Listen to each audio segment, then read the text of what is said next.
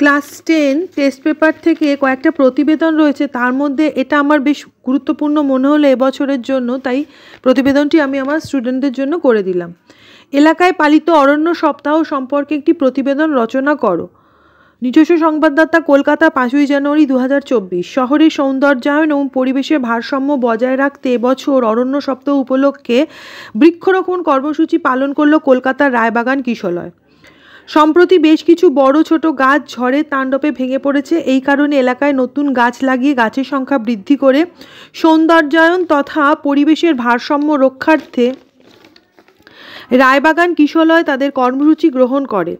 এলাকার কাউন্সিলর ও ক্লাবের সভাপতি মহাশয় কৃষ্ণচূড়া চারা রোপণ করে সূচনা করেন এবছরের বৃক্ষরোপণ ও অরণ্য সপ্তাহ পালনের কর্মসূচি। সকালবেলা শোভাযাত্রা করে বৃক্ষরোপণ সম্পর্কে ব্যাপক প্রচার চালানো হয়।